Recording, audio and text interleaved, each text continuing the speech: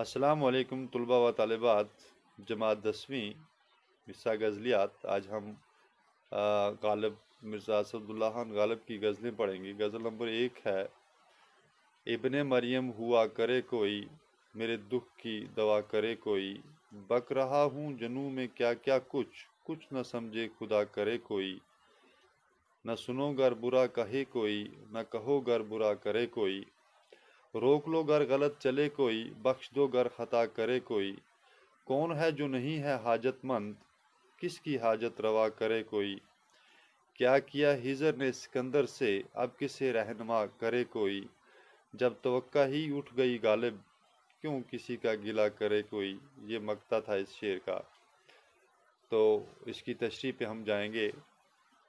गज़ल का मतला है, इब्ने मरियम हुआ करे कोई, मेरे दुख की दवा करे कोई।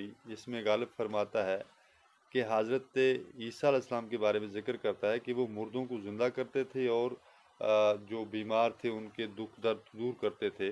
लेकिन मुझे उससे क्या, अगर मेरे कोई दुख दर्द जो हैं, जो मेरी मर्ज़ इश्क है, अगर इसको कोई दूर करे तो मैं समझूं, जो मेरे इस बीमारी का जो इलाज करे तो मैं समझूं, वरना मुझे उससे क्या। अगला शेर, बक रहा हूँ जुनू में क्या क्या कुछ, कुछ न समझे खुदा करे कोई। इस शेर में गालिब कहता है, दीवानगी की हालत में मैं क्या क्या कह जाता हूँ, क्या कुछ कह जाता हूँ, मुझे खुद भी ध्यान नहीं रहता। अल्लाह करे कि कोई इसको समझे ना, कोई इस बात को समझे ना, और मेरी जो इश्क की राजदारी है उसका पर्दा फाश ना हो, उससे पर्दा ना उठे। अगला शेर है, न सुनो गर बुरा कहे कोई, न कहो गर बुरा करे कोई। इस शेर में नसीहत करते हैं गालिब। कहते हैं अगर कोई आपको बुरा कहता है तो आप उस पर ध्यान मत दो, उसको अनसुना कर दो। और अगर आपसे कोई बुरा कर रहा है तो आप सब्र से काम लो, आप उस पर इतना ध्यान मत दो, उसका बुरा मत समझो आप। फिर अगला शेर है, रोक लो गर गलत चले कोई, बख्श दो गर खता करे कोई। इस शेर में गालिब फिर नसीहत के अंदाज में कहते हैं कि अगर कोई गलत कर रहा है तो उसको रोकने की कोशिश करो, उसको उस काम से रोको। और अगर कोई गुनाह कर रहा है तो आप फराग दिली से उसको माफ़ कर दो, उसको दरगुजर कर दो। फिर अगला शेर कहता है, कौन है जो नहीं है हाजतमंद, किसकी हाजत रवा करे कोई। इस शेर में गालिब कहते हैं कि कौन है इस दुनिया में जिसकी हाजत नहीं, जिसको किसी चीज़ की ज़रूरत नहीं, और उसकी ज़ुबान पर शिकायत ना हो, वो अपनी ज़रूरत को ज़रूरत न समझे। अलबत्ता क्योंकि हर शख्स जो है वो ज़रूरतमंद है, तो इसलिए कौन किसकी हाजत जो है वो पूरी कर सकता है, कौन किसकी हाजत को रवा करे। अगला शेर, क्या किया हिजर ने सिकंदर से, अब किसे रहनुमा करे कोई। इस शेर में कहता है, तलमी देता है, तलमी का इस्तेमाल करता है, यानी कि हज़रत खिज़र अलैहिस्सलाम ने सिकंदर के साथ क्या नहीं किया, उनको उनकी रहनुमाई का कौन कौन सा काम नहीं किया। अलबत्ता सिकंदर ने वो आब हयात नहीं पिया जो जिसकी रहनुमाई कर रहे थे हज़रत खिज़र अलैहिस्सलाम।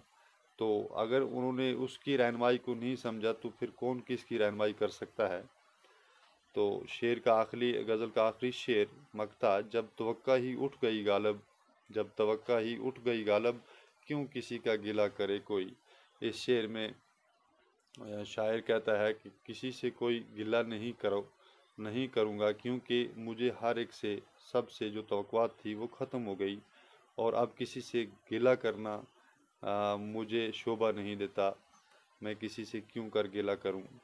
तो ये थी गज़ल नंबर 1। अब गज़ल नंबर 2 है, जो बड़ी खूबसूरत गज़ल है। कोई उम्मीद भर नहीं आती, कोई सूरत नज़र नहीं आती, मौत का एक दिन मुअय्यन है, नींद क्यों रात भर नहीं आती। आगे आती थी हाले दिल पे हंसी, आगे आती थी हाले दिल पे हंसी, अब किसी बात पर नहीं आती। है कुछ ऐसी ही बात जो चुप हूँ, वरना क्या बात कर नहीं आती। मरते हैं आरज़ू में मरने की, मरते हैं आरज़ू में मरने की, मौत आती है पर नहीं आती। काबा किस मुंह से जाओगे गालिब, ये मगता है इस शेर का। काबा किस मुंह से जाओगे गालिब, शर्म तुमको मगर नहीं आती। تو یہ غزل نمبر 2 جو ہم نے پڑھی ابھی، اب اس کی تشریح پہ ہم دھیان دیں گے۔ شاعر کہتا ہے، شعر کے غزل کے مطلب میں کہتا ہے، کوئی امید بھر نہیں آتی، کوئی صورت نظر نہیں آتی۔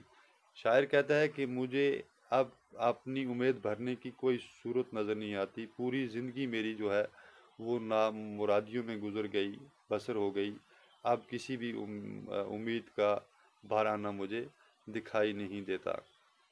اگلا شعر، موت کا ایک دن معین ہے، نیند کیوں رات بھر نہیں آتی۔ اس شعر میں شاعر یہ کہتا ہے کہ موت جو ہے اس کا وقت بالکل مقرر ہے، وہ اپنے وقت پر آنی ہے، نہ پہلے آئے گی نہ بعد میں آئے گی۔ پھر یہ نیند جو ہے یہ رات بھر اس خوف سے مجھے کیوں نہیں آتی، موت کے خوف سے کیوں نہیں آتی، جبکہ موت کا جو وقت ہے، جو دن ہے، وہ بالکل مقرر ہے۔ اگلا شعر ہے، آگے آتی تھی حال دل پہ ہنسی، اب کسی بات پر نہیں آتی۔ آگے آتی تھی حال دل پر ہنسی، اب کسی بات پر نہیں آتی۔ یہ شعر ہے۔ اس شعر میں غالب کہتا ہے کہ اب پہلے مجھے اپنے حال پر ہنسی آتی تھی، میرے ایسی حالت تھی، ایسی بری حالت تھی کہ مجھے اپنے حالت پر جو تھی وہ بہت ہنسی آتی، لیکن اب اپنی مایوسیوں کی وجہ سے، اداسیوں کی وجہ سے مجھے اپنے حال پر بھی یا کسی بات پر بھی مجھے ہنسی نہیں آتی۔ اگلا شعر ہے کچھ ایسی ہی بات جو چپ ہوں، ہے کچھ ایسی ہی بات جو چپ ہوں، ورنہ کیا بات کر نہیں آتی۔ اس شعر میں فرماتے ہیں غالب کہ کچھ ایسی ہی بات ہے جس کی وجہ سے میں بات نہیں کرتا ہوں، بالکل خاموش سا ہو گیا ہوں، ورنہ ایسی کوئی بات نہیں کہ مجھے بات کرنی نہیں آتی یا میں بات کرنی نہیں جانتا، مجھے بات کرنا خوب آتا ہے، مگر ایسی ہی کچھ بات ہے جس کی وجہ سے میں خاموش ہوں، میں نے چپکی سادھ لی ہے۔ اگلا شعر، مرتے ہیں آرزو میں مرنے کی، مرتے ہیں آرزو میں مرنے کی، ورنہ کیا مرتے ہیں آرزو میں مرنے کی، موت آتی ہے پر نہیں آتی۔ اس شعر میں شاعر یہ خواہش ظاہر کرتا ہے کہ مجھے موت سے نجات، زندگی سے نجات مل جائے اور موت آ جائے، لیکن میری یہ خواہش کبھی پوری نہیں ہوئی۔ اس خواہش کو پورا کرنے کی فکر میں اس قدر اذیت اور تکلیف سے گزرتا ہوں کہ جو موت کی اذیت سے کس قدر کم نہیں ہے، یعنی کہ اس انتظار میں کہ موت کب آئے گی، اس انتظار میں بہت ہی اذیت سے گزر جاتا ہوں جو موت کی اذیت سے بہت کم ہے۔ اس کے بعد آخری شعر، کعبہ کس منہ سے جاؤ گے غالب، شرم تم کو مگر نہیں آتی۔ اس شعر اس مقطع میں شاعر کہتا ہے کہ غالب اپنے آپ سے مخاطب ہو کر کہ تمہاری ساری زندگی جو ہے وہ پوری کی پوری گناہوں میں گزر گئی، برے کاموں میں گزر گئی، اب تم کعبہ کس منہ سے جاؤ گے، شرم تم کو نہیں آتی، کس منہ سے اپنا یہ منہ لے کر تم کعبہ کی طرف جاؤ گے، تم کو شرم نہیں آتی۔ تو یہ تھا غزل نمبر 2 کی تشریح۔ تو یہ غالب کی 2 ہی غزلیات ہمارے نصاب میں شامل ہیں جو ہم نے پڑھی، امید ہے آپ کو سمجھ آئی ہوگی، تو آگے بھی ہم انشاءاللہ اسی طرح سے پڑھیں گے۔ تو آپ دھیان رکھیے اپنی صحت کا، والسلام، خدا حافظ۔